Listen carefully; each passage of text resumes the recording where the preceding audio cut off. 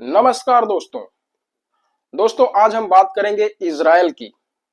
आप लोगों ने अंग्रेजी में एक सेंटेंस तो सुना ही होगा, consistency is the key to success, यानी निरंतरता ही सफलता की कुंजी है।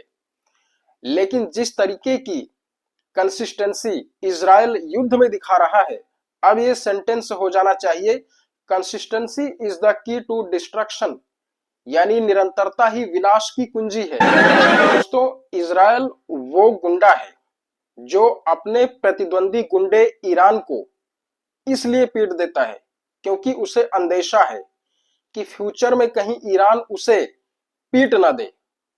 और जब इजराइल लड़ाई में कमजोर पड़ने लगता है तो अपने बड़े भाई अमेरिका को बोलकर ईरान को पिटवा देता है, क्योंकि अमेरिका को भी लगता है कि फ्यूचर में कहीं ईरान उस पर न्यूक्लियर अटैक ना कर दे। यानी सब कुछ अंदेशा मानकर किया गया। ऐसे में मेरे दिल में पाकिस्तान के लिए इज्जत बढ़ जाती है, क्योंकि पाकिस्तान भी तो एक न्यूक्लियर कंट्री है।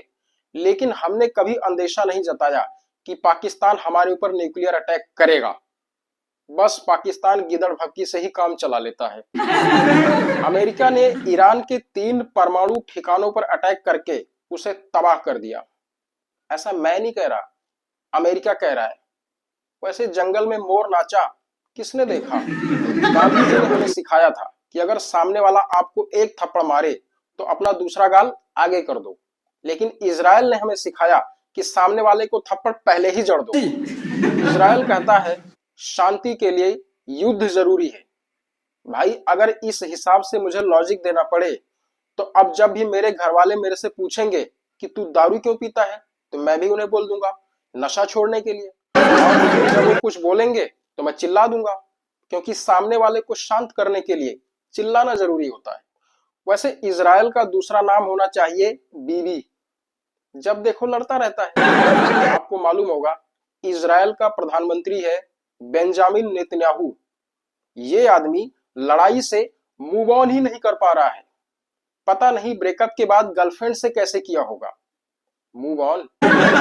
मुझे वाकई में लगता था कि शांति के लिए शांति पाठ करना जरूरी होता है, लेकिन ईरान इजराइल की लड़ाई के बाद मुझे पता चला कि शांति के लिए युद्ध जरूरी होता है। ट्रंप के हमले के बाद खामनेई ने कहा, you light up my life like a nuclear reactor. Trump ने टैरिफ इसलिए लगाया ताकि जमा राशि वो इजराइल को डोनेट कर सके, जिससे इजराइल युद्ध में हुए नुकसान की भरपाई कर सके।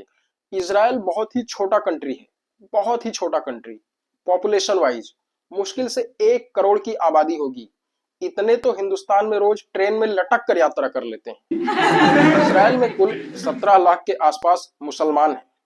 इतने मुसलमान तो हिंदुस्तान में ईद पर जामा मस्जिद के बाहर जमा हो जाते हैं। इजराइल इतना छोटा कंट्री है कि एक बार मोदी जी सुबह सुबह घूमने निकले तो 4 घंटे में ही निपटा दिए। फिर नेतन्याहू से बोले, दोपहर में क्या प्लान है? इजराइल अपने दुश्मनों को छोड़ता नहीं है, क्योंकि उसके प्रधानमंत्री काम की बात करते हैं और हमारे प्रधानमंत्री मन की बात। नेतन्याहू की वजह से मैं पिछले 2-3 सालों से मार्केट में पैसा नहीं लगा पा रहा हूं, क्योंकि जैसे ही मैं स्टॉक मार्केट में पैसा लगाता हूं, ये आदमी युद्ध छेड़ देता है। सुहाग रात पर नेतन्याहू की बीवी ने उससे पूछा, क्या करना है? नेतन्याहू बोला, अटैक करना है। इजराइल की आर्मी का नाम है IDF, यानी इजराइल डिफेंस फोर्स। लेकिन जिस तरीके से मार रहे हैं, इसका नाम कर देना चाहिए IDF की जगह IAF, Israel attack force. Pakistan एक मुस्लिम कंट्री होते हुए भी ईरान की मदद नहीं की, क्योंकि ईरान आतंकवादियों को हथियार सप्लाई करता है। ये बात पाकिस्तान को बुरी लगी, क्योंकि आतंकवादियों को हथियार सप्लाई करने का काम तो पाकिस्तान का है। इजराइल का नेशनल गेम है वॉर। हम सब अंदर से इजराइल हैं, भले ही छोटे हैं, लेकिन सामने वाले को पेल देंगे। बेरोजगारी की जमीनी हकीकत ये है कि अब सारी लड़ाइयां भी आसमान में लड़ी जा रही हैं, यानी थल सेना के पास अब कोई काम ही नहीं है। ईरान इजराइल की लड़ाई को रुकवाने के लिए बीच में डोनाल्ड ट्रंप को आना पड़ा, भारत पाकिस्तान की लड़ाई को भी रुकवाने के लिए ट्रंप को बीच में आना पड़ा था।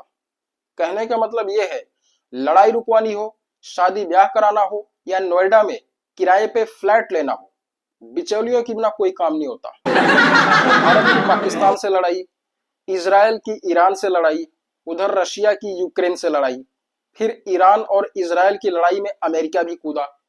कहने का मतलब यह है, there is so many wars happening in the world. Bharat Pakistan की लड़ाई महज 3 दिन चली, ईरान इजराइल की लड़ाई 12 दिन चली। इनको सो मैनी वॉर्स की जगह बोलना चाहिए सो मिनी वॉर्स। इजराइल कह रहा मैं जीता, ईरान कह रहा मैं जीता। इनकी लड़ाई देखकर मुझे इंडियन न्यूज चैनल की याद आ गई। हर कोई खुद को नंबर 1 कहता है, मैं जानना चाहता हूं नंबर 2 कौन है। इजराइल बहुत छोटा सा कंट्री है, उसकी पॉपुलेशन भी बहुत कम है। इजराइल की पॉपुलेशन से ज्यादा तो बीजेपी के मेंबर हैं। सेल्फ डिफेंस के नाम पर इजराइल ने ईरान में जेनोसाइड कर दिया। ये ठीक वैसे ही है जैसे फ्रीडम ऑफ स्पीच के नाम पर कॉमेडी में गाली देना। इजराइल अपने पड़ोसी देशों से लड़ता ही रहता है, जब देखो लड़ाई ही जारी रहती है। ऐसे में पता नहीं कब किधर से कौन सा बम आके वहां पे गिर जाए, सुबह दोपहर शाम कुछ नहीं पता। इसीलिए इजराइल में लोग गुड मॉर्निंग की जगह बोलते हैं गुड बॉम, गुड आफ्टरनून की जगह गुड बॉम और गुड नाइट की जगह गुड बॉम। डोनाल्ड ट्रंप अपनी तारीफ खुद कर रहा है, बेंजामिन नेतन्याहू अपनी तारीफ खुद कर रहा है, खामनेई अपनी तारीफ खुद कर रहा है। पता नहीं ये लोग मुंह से इतना कैसे हग लेते हैं।